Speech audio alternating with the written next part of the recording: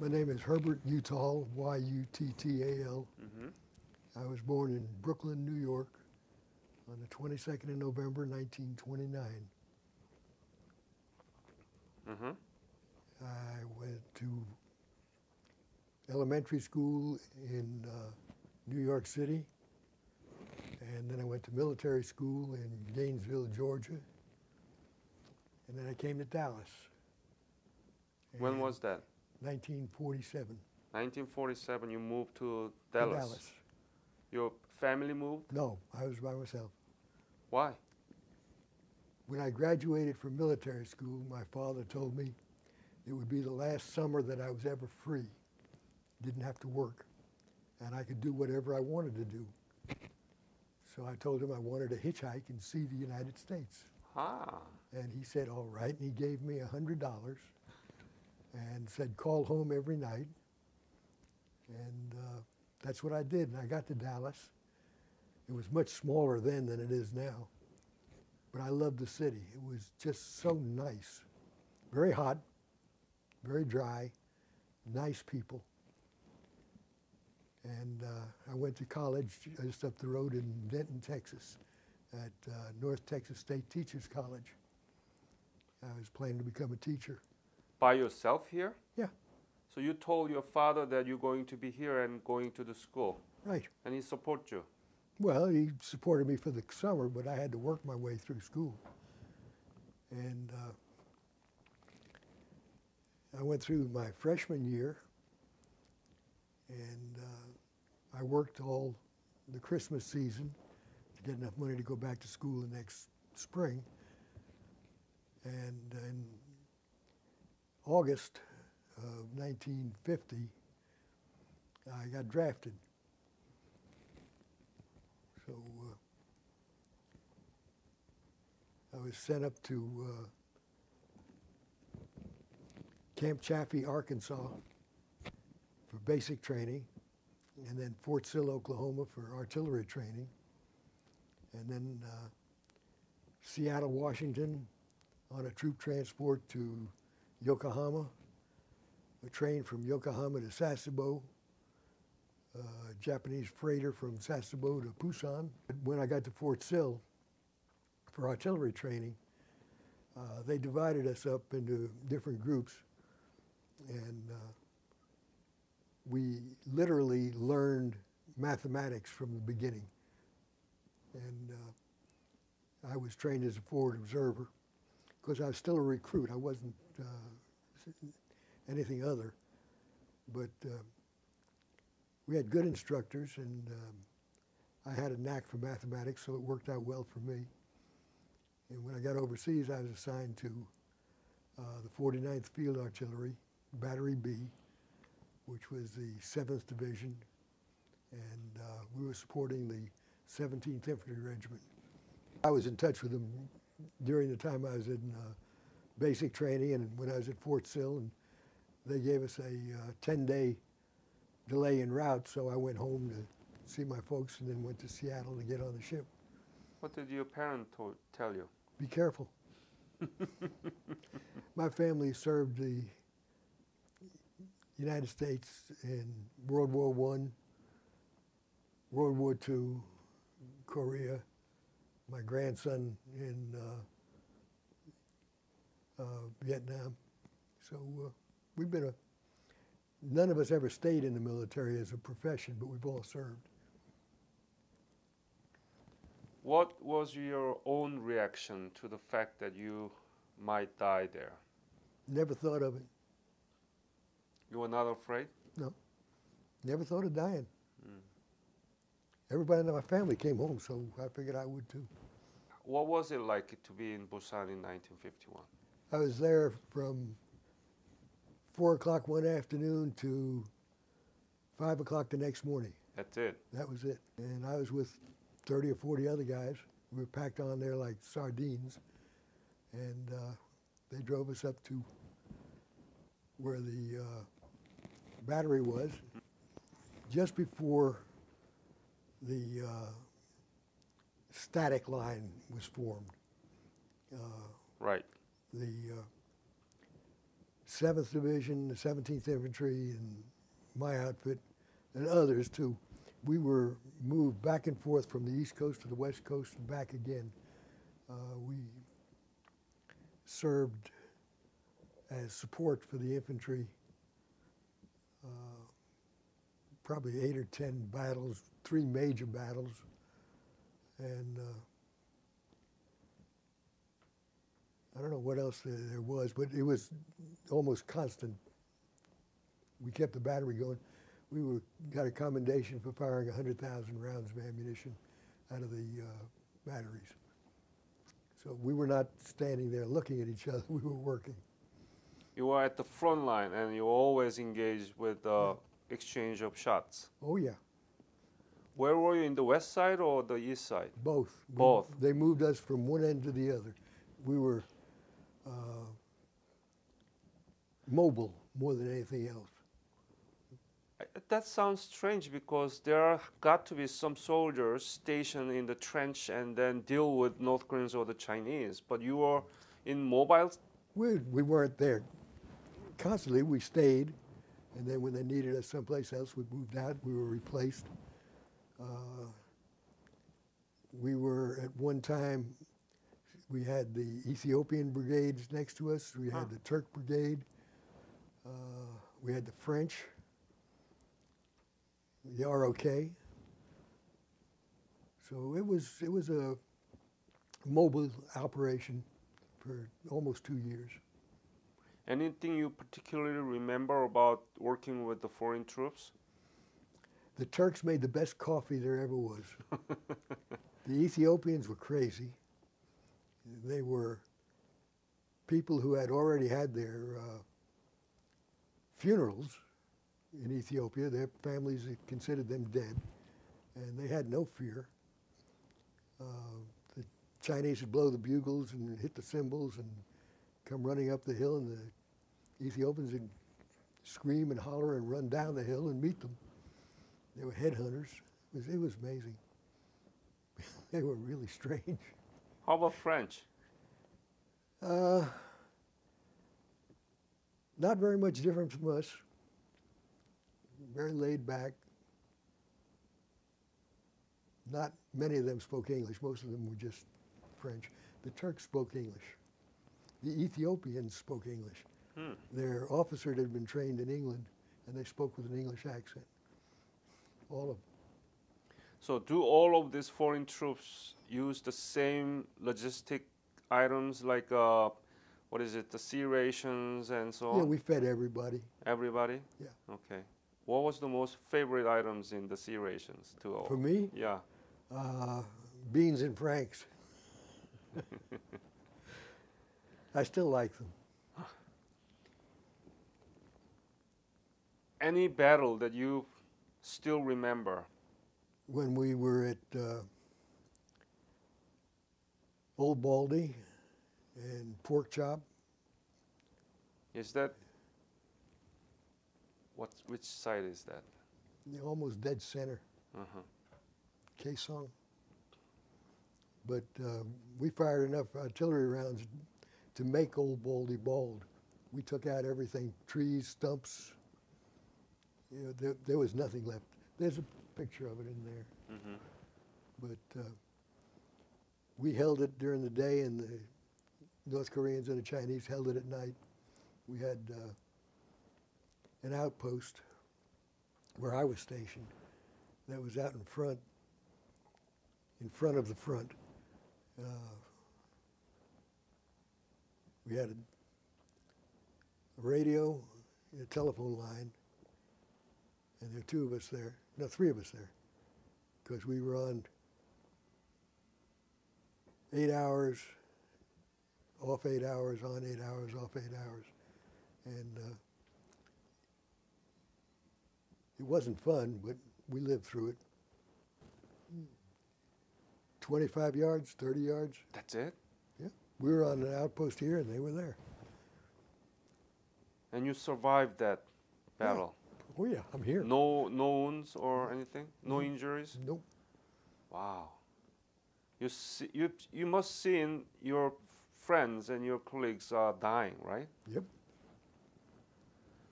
How did you feel? we had minimum casualties compared to some of the other outfits that were on the line, but we did have casualties, and you couldn't help that. Some of them were, well, they weren't pretty. We had a different relationship with life. We were not feted when we got back. When we were rotated back to the States, we were in small groups. Nobody was welcomed with parades and stuff like that. We just got out, went back, went home, went back to school, went to work, whatever, and just picked up life and went on. We were 5 years after the Second World War, and a lot of the people that we served with were reservists that were called back up who had already served in World War II. So we had a cadre of people who were experienced, and we were fitted in with them. And Oh, that's a good point. Please talk about it. How helpful that was for you to work with the veterans actually already who fought during the war? it was huge, because the mistakes that people make just on not knowing what they're supposed to do, and the mistakes you don't make because there's somebody that says don't do that, was great. So it was a very helpful situation for us, because the reservists that were called up were very unhappy because they'd already served and they were back home and they had started families and businesses, and here they were called back up, and they were in a place they didn't even know. Most of us did not know where Korea was or what it was until we got there. The military did not do a very good job on giving us an idea of where we were going and what we were going to find and what kind of people we were going to run into. We didn't know. You couldn't tell the difference between a North Korean and a South Korean. You had a very hard time telling the difference between a Chinese and a Korean. It was not a situation that we had learned ahead of time. We learned there. Everything when I went in was done in a hurry. The war started in mid-year 1950, and it was not very well publicized here. There was some notification, and Harry Truman made a couple of speeches, but that was about it. Everybody was busy doing their thing. I was busy going to college, and anything that happened outside of my little circle just didn't make a big difference to me. Can you recall the most difficult time during your service? Most difficult. Yeah. Saddest or painful or fearful? No. They were all kind of a level that kept the adrenaline pumping. Since I was detached from my assignment at the field artillery, and I was with the infantry, I didn't have very much to do with my own unit. I had more friends with the infantry because that's where I was. So it was up one hill and down the next, and I weighed no more than 150 pounds while I was there, and I carried a 70-pound radio plus my own big stuff.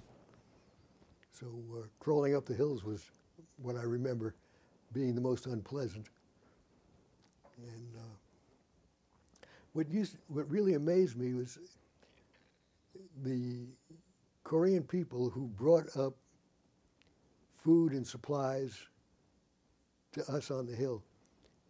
Some of these men were probably over 60 at the time, and they carried everything on an A-frame. And how they managed, with the loads they carried, bringing it up those hills. I struggled getting up the hills with just a radio and my own stuff. they would carry thermo containers, and they would bring it up for breakfast. It would be still hot. So it was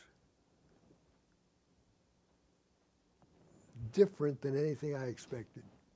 What was the happiest moment or rewarding moment for you to remember? The day I told everybody to go to hell and I was going home. Where I was, there wasn't any way to write or any way to get the mail out. We were literally isolated from everybody. No matter where we went, we were always on the front of the front. Mm-hmm. We had the heavy weapons platoon was behind us, the mortars. We were the infantry. The artillery was always a couple of miles behind. You couldn't get a vehicle up those hills. There was no way in the world. So, no, you're asking about the things that happened when we were on the MLR.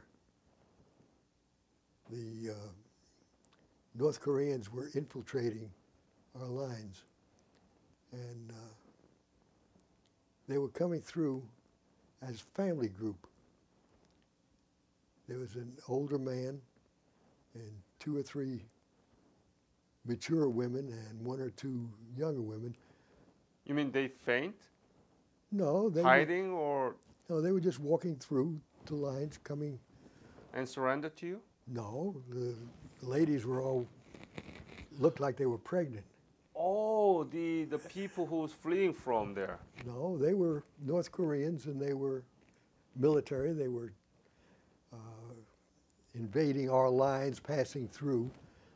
They'd get up to the point where they'd get passed from the front line through, and about the time they'd get out of the top of the hill, all of a sudden the young pregnant ladies weren't pregnant, and there were hand grenades were thrown, and Yeah, that's what I meant. they Yeah. were they had the idea of killing as many people as they could. I think all of them knew they weren't going to get through very far, and you couldn't take them prisoner. What were you going to do with them? So they were killed. That was part of the service that it sticks in your mind. Describe your, school days after you coming back. What was the most difficult thing for you to adjust? To not being in charge. I spent a number of, almost the 2 whole years that I was overseas. I was my own officer. I was my own command. I was my own whatever. I was up there doing a job and nobody told me, come do this or go do that. When they started the peace talks at Panmunjom, we were called off the line and helped set up the camp at Panmunjom. And that was stupid. We were sweeping dirt and painting rocks. And nobody knew what we were supposed to do. But you come back to Texas. Yeah. And then. Oh, I went to get discharged. I went to Fort Campbell, Kentucky. I was there about 6 weeks. Thought each day that they would catch up my back pay and I could go to Nashville. Never happened. Did you finally have it Yeah, back? it took a couple of months, but I finally did. And back to the school, was it difficult to follow up with the curriculums? Yeah, very. Is it because difficult or psychologically? Psychologically, there was no pressure, and I was used to working under pressure, and I just couldn't get back in the swing of things. So I left. Oh, you left? Yeah. So what did you do? I went to New York, saw my folks, got a job working for an airline, went to school, learned to be a navigator, went to work for North American Airlines, and I flew for them for a while. And then the little black boxes came into being. They didn't need somebody standing up there with an octant, so navigation went down the tubes.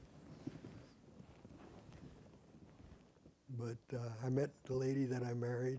She was a stewardess, and we got married and we came to Dallas. I always wanted to come back to Dallas. And I was station master at Dallas Love Field. And they went out of business, and then I went to work for Slick, which was a all-cargo carrier. And they went out of business. But we did well. We lived well. How would you describe the overall impact of your service and the Korean War upon your personal life? It made me grow up. I was, in my estimation, I was very immature prior to the time I got drafted. When you're in the company of so many people that are just like you, it's time to grow up. You can be stupid, you can do stupid things, or you can grow up and understand that whatever you do, there's a result. So I grew up. In what sense? Did it make it better man? I don't know. I would have difficulty being specific about that, but it made me who I am today. I don't know whether that's good, bad, or indifferent, but this is what I am. At least made you more mature. Yes. In what sense? I don't know exactly how to explain in what sense. Maturity is a thing that you either have it or you don't have it. You either learn to accept your actions and whatever the consequences are, or you can run and hide and cry, and that doesn't change anything. So, mature, that's all I can tell you. You've been dealing with the extreme situation so that you're not afraid of dealing with any others. Is that some kind of... Yeah, that's as close to a true statement as I think you can come. I've had people ask me, what did you do while you were in Korea? And the answer is I killed a lot of people. That's what I was there for, and that's what I did. I don't apologize for it. I wish it hadn't required it, but it did. So whatever you want to say about what we did while we were there, the net result is 60 years later, you look at the country of South Korea, what it has become, how well it has done what it is beyond belief, really. I don't know any place else or any other people that could have done that. So I'm kind of proud of what it is that I did. The results of it seem to bear that out. Have you been back to Korea? No. I was going to go last year, and the lady I was going with came down. She was ill, so we canceled. And I was going to go this year, but everything got filled up before I could get my name on the list. But I'm going next year. Next year? Yeah. I've got my deposit in and everything else. I've seen pictures, and I think I'd like to see it in person. How did you know about what Korea has come to at this point? Do you read or watch? I read constantly. Some people watch television. I like to read. Everything I've read and everything I've seen indicates a thriving, booming business of people who are proud of what they've done, and they've taken the best part of everything that I can think of and used it well. It seems education is a primary responsibility of the family. Yep. And it seems to be working. The politicians give lip service to what we did. So until there's a major push nationwide to recognize what it was that was done and what the results are as compared to the stupidity they're going through in Afghanistan, I don't know. But you asked me if I was proud of what I did, yeah. The results prove it. Yes. I'm sorry about the North Koreans. For everything I've understood, they're having a terrible time.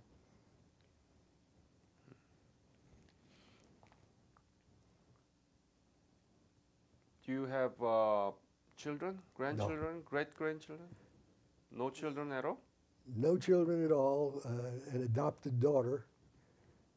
She had 2 sons. We're in touch, but that's about it. Where do they live? She lives here in Texas. One of the grandchildren is in Georgia, and the other one's in New York. Mm. So How old are they?